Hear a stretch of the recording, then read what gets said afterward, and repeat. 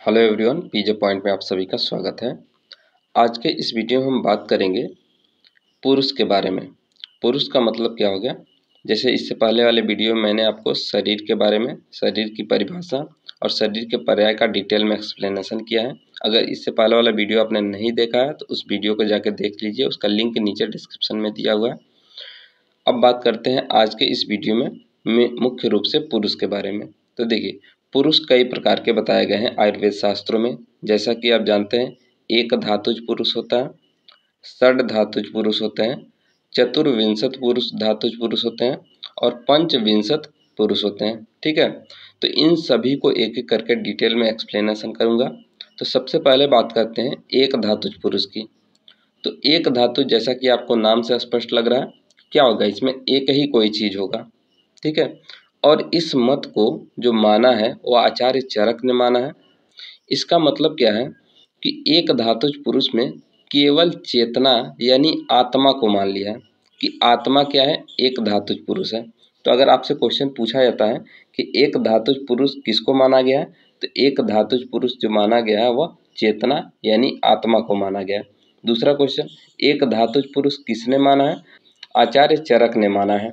ठीक है, एक धातुज पुरुष किसने माना है, आचार्य चरक ने माना है। अब सुश्रुत ने क्या कहा है इसके एक धातुज पुरुष के बारे में। सुश्रुत ने क्या कहा है कि एक धातु जो पुरुष जो आचार्य चरक आत्मा को बता रहे हैं उसमें रोग का अधिष्ठान तो होगा ही नहीं, क्योंकि जो रोग का अधिष्ठान होता है वह मन और शरीर होता है। और यहाँ पे जो ना मन को अधिष्ठान बताया है ना शरीर को बताया है, तो मन और शरीर का अधिष्ठान है ही नहीं, तो क्या होगा, एक धातुज पुरुष होगा ही नहीं। इसलिए सुश्रुत ने इस मत को नकारा है, इसको नहीं माना है। ठीक है, क्या इसका कारण बताएंगे, क्योंकि जो रोग का अधिष्ठान होता है वह शरीर और मन होता है। ठीक है, दूसरे पॉइंट पे बढ़ते हैं। दूसरा है षड धातुज पुरुष। तो षड का मतलब हो गया छह धातुओं के मिलने से बनेगा। कौन कौन सा, तो पंच महाभूत प्लस आत्मा हो गए। पंच महाभूत में 5 हो गए। पंच महाभूत में क्या क्या हो जाएगा, आकाश, वायु, अग्नि, जल और पृथ्वी, 5 ये हो गया। प्लस आत्मा जब मिल जाएगा तो ये षड धातुज पुरुष हो जाएगा। और इस मत को आचार्य चरक और आचार्य सुश्रुत दोनों ने माना है। उसके बाद से बात करते हैं चतुर्विंशत धातुज पुरुष के बारे में।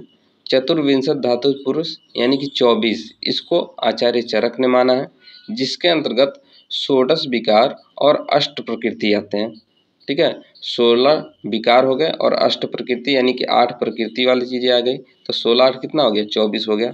अब देखिए 16 विकार जो होता है इसमें क्या क्या आएगा, तो 16 विकार में आपको 11 इंद्रिय प्लस पंच महाभूत यानी 11 इंद्रिया आ जाएंगी और पंच महाभूत। 11 इंद्रिया कैसे हुआ, तो आपने तो नाम सुना होगा कि इंद्रिया 10 होती है, उसमें जो उभय इंद्रिय मन होता है इन दोनों को इंक्लूड करने से 11 इंद्रिय हो जाती है। ठीक है, और उसमें अष्ट प्रकृति को आप जोड़ देंगे, 11 इंद्रिया हो गया, उसमें पंच महाभूत जोड़ लेंगे तो 16 विकार हो गया, और उसमें अष्ट प्रकृति को जोड़ देंगे। अष्ट प्रकृति का मतलब क्या हो गया, अव्यक्त, महत, अहंकार और पंच तन मात्राएं। पंच तन मात्राएं के अंतर्गत आता है शब्द, स्पर्श, रूप, रस और गंध। तो इन दोनों को मिला करके यानी कि षोडश विकार और अष्ट प्रकृति को मिला करके क्या बना, चतुर्विंशत धातुज पुरुष बन गया। ठीक है, अब इसके बाद से बात करते हैं पंचविंशति धातुज पुरुष के बारे में। ठीक है, पंचविंशत का मतलब हो गया 25। तो देखिए, जैसे चतुर्विंशत धातुज पुरुष है उसमें केवल आपको क्या जोड़ना है, आत्मा। ठीक है, आत्मा को जोड़ देंगे तो ये हो जाएगा टोटल पंचविंशत यानी कि 25। और इस मत को जो माना है सांख्य दर्शन और सुश्रुत दोनों ने माना है। अब इसके बारे में थोड़ा डिटेल में एक एक पॉइंट को डिस्कस करते हैं। सबसे पहले बात करते हैं एक धातुज पुरुष के बारे में। एक धातुज पुरुष के बारे में क्या बताएगा, पुरुष शब्द की व्युत्पत्ति पूरी सेते इति पुरुष धातु से हुआ है, जिसका मतलब क्या होगा, इसके अनुसार जो शरीर में रहे उसे पुरुष कहते हैं। तो ये जो श्लोक है ये सुश्रुत के अनुसार है, इन्होंने बताया है कि जो शरीर में रहे उसे पुरुष कहते हैं। ठीक है, यह पुरुष से तात्पर्य आत्मा से है। अब प्रश्न यह उठता है कि चेतना पुरुष आयुर्वेद चिकित्सा के दृष्टि से उपयुक्त नहीं है, यानी कि चेतना जो है अब उसमें रोग होगा ही नहीं तो उसका चिकित्सा कहाँ से किया जाएगा। इसलिए इसे केवल पुरुष संज्ञक यानी कि महर्षि चरक ने कहा है तात्पर्य यह है कि चेतना धातु पुरुष का केवल संज्ञा मात्र ही है। महर्षि सुश्रुत ने भी यही कहा है कि क्या है, केवल ये संज्ञा है, यानी कि इसमें कोई व्याधि हो ही नहीं सकता, तो आप इसे कोई पुरुष की संज्ञा नहीं दे सकते।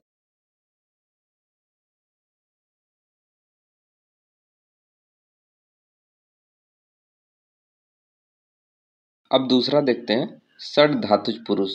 जैसे कि आप इस श्लोक में देख पा रहे हैं, इस श्लोक में जो है खादय चेतना षष्टा धातवः पुरुष स्मृता, यानी कि इसमें बताया गया है खादय का मतलब हो गया पंच महाभूत। पंच महाभूत में आकाश, वायु, अग्नि, जल और पृथ्वी, ये 5 महाभूत हो गए। और छठी चेतना यानी कि आत्मा को क्या किया गया, पुरुष संज्ञा से जाना जाता है। ठीक है, यानी कि पुरुष का संज्ञा दिया गया। तो इस प्रकार से ये षड धातु पुरुष हो गया।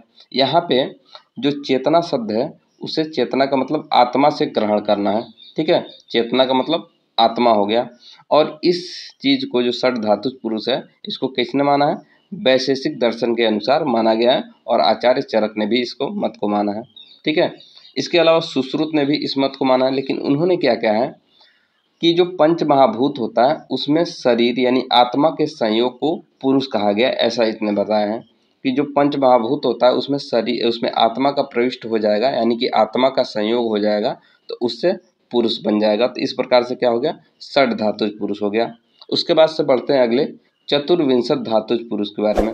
तो चतुर्विंशत वाला तो बहुत सिंपल है, मैंने आपको बताया। चतुर्विंशत में क्या हो जाएगा, यानी कि 24 है, तो 24 यानी कि 16 विकार और अष्ट प्रकृति मिला दीजिए तो क्या हो जाएगा, 16 हो गया। 16 विकार और अष्ट प्रकृति यानी कि ये 24 हो गया, 16 8 24। ठीक है, 16 विकार और अष्ट प्रकृति, 16 विकार में 11 इंद्रिय और 5 महाभूत हो गया। अष्ट प्रकृति में अव्यक्त महत अहंकार और पंचतन मात्राएं। पंचतन मात्राएं में क्या क्या हो गया, शब्द स्पर्श रूप रस गंध हो गया।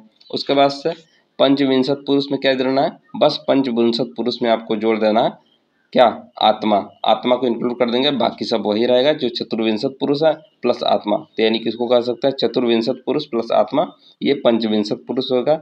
ये सांख्य दर्शन के अनुसार माना गया है। ठीक है, इसको सुश्रुत ने भी माना है, लेकिन उन्होंने 24 को, जो 24 तत्व हैं, अचेतन जड़ कहा है और 25वां तत्व पुरुष कार्य के भाव के रूप में माना है, यानी कि आत्मा। ठीक है, यानी कि चेतन भाव और प्लस चेतन भाव को दोनों को मिला करके चेतन भाव 24, अचेतन भाव 24 माना है और चेतन भाव 1 माना है, यानी कि मिला करके 25 हो गया।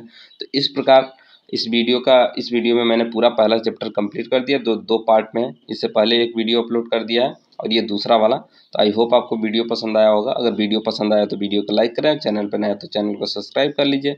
मिलते हैं नेक्स्ट वीडियो में, तब तक के लिए टेक केयर, बाय बाय।